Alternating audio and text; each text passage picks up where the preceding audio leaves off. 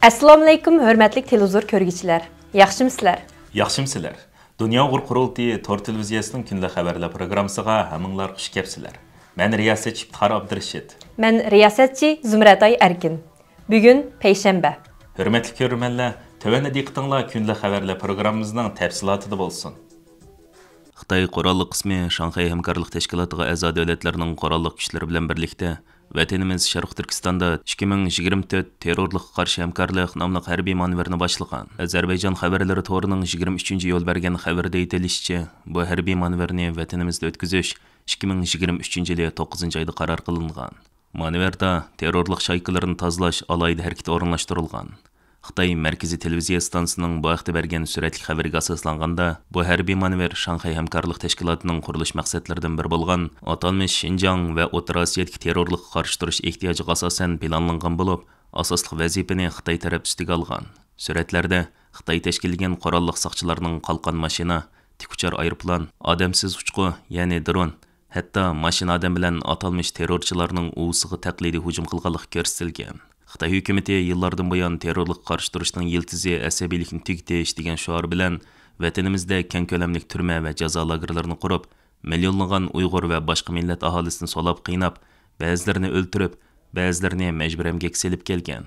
Ondan buni xalqaroga cho'ng muvaffaqiyat sifatida ko'rsatib, bu siyosat natijasida Xinjiangda terrorlik voqealari yuz bermadi deb tashviq qilib kelayotgan edi.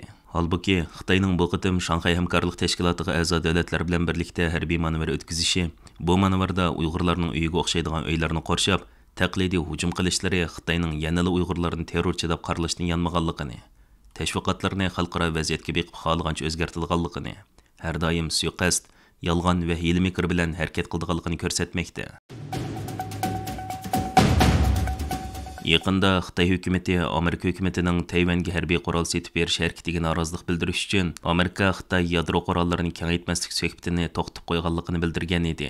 Haftalik xabarlar gazetining 23-iyuldagi xabarida aytilishicha, Xitoy hukumati shuningdan uzun o'tmay Amerika hukumatidan birinchi bo'lib yadro qurollarini ishlatmaslik prinsipiga amal qilish haqida va'da berishni talab qilgan.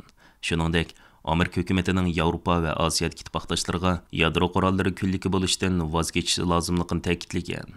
Xabarlarda aytilishicha, xalqaro yadro qurollarini kengaytmaslik ehtimomisining maqsadi yadro qurollari kengaymichiligini cheklash va oxirida yadro qurollarini bekor qilish bo'lgan. Buningga Birlashgan Davlatlar Tashkiloti Xavfsizlik Kengashining 5 doimiy a'zosi bilan birlikda yadro qurollariga ega bo'lmagan davlatlar bo'lib 191 mamlakat imzo qo'ygan. Bu qatim Xitoy hukumati Xavfsizlik Kengashiga a'zo qolgan 4 davlatdan har qanday ahvolda va har qanday sharoitda birinchi bo'lib yadro qurollarini ishlatmaslikka va'da berishni so'ragan. Shuning bilan birga yadro urushini dunyoga ofatdan boshqa hech narsa elib kelmaydi deb ko'rsatgan. Ammo Xitoy hozir qadar o'zlarining ilkida zodi qanchalik yadro quroli borligini oshkorlab baxmaganligi ma'lum. Shuningdek, o'zlarining birinchi bo'lib yadro qurollarini ishlatmaydiganligi haqida va'da bermagan. Ular faqat bizning ilkimizdagi yadro qurollari butunlay o'zimizni qo'g'dash maqsadida yasalgan, hargizmo boshqalarga tehdid silish uchun emas deb kelgan. Shvetsiyadagi Xalqaro tinchlik instituti 2024-yil yanvarda Xitoyning oz degandami 500 yadro o'q beshiga ega ekanligini bildirgan. Ma'lum bo'lishicha, Amerika va Rossiya ayrim holda 5000 dan ko'proq yadro o'q beshiga ega ekan. Amerika hukumati 2023-yil e'lon qilgan mudofaa dokladida Navada Xitoy hukumati Tayvanni hujumda o'ngsizlik uchirsa, tezdan yadro qurollarini ishga solish mumkin deb ko'rsatgan edi.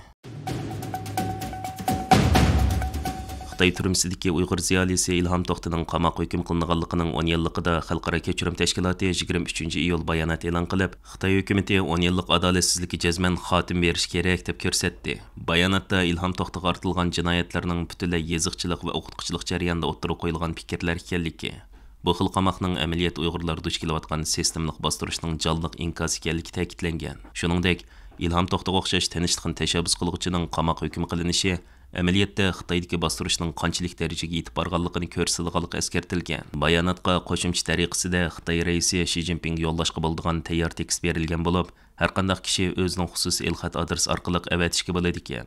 Hatto Ilhom To'xtiga ortilgan bo'lginchilik jinoyatining butunlay asosi tuhmat ekanligi, Ilhom To'xtiga ortilgan fikr jinoyatining qonun asosi yo'qligi, shuni shartsiz qo'yib berish kerakligi aytilgan.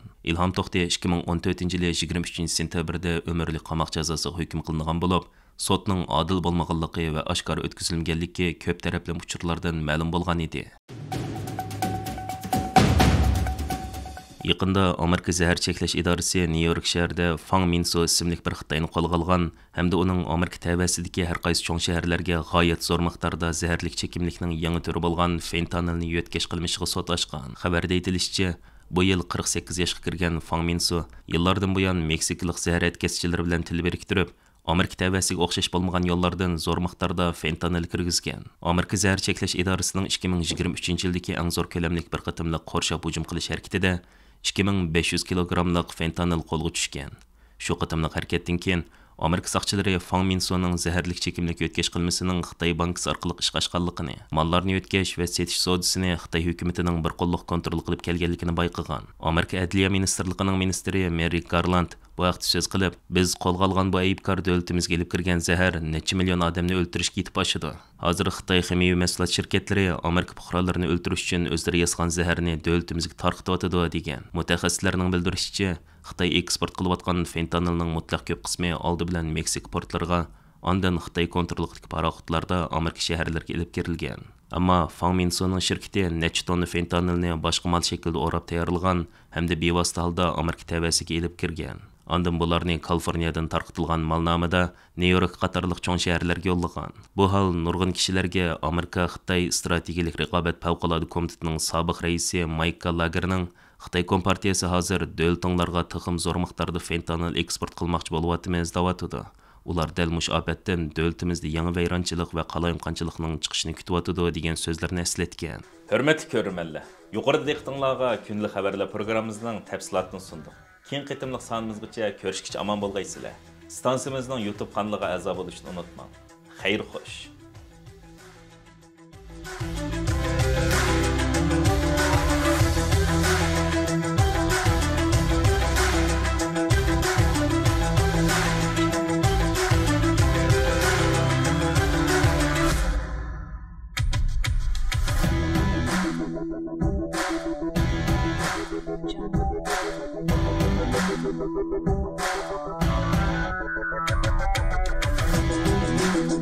you.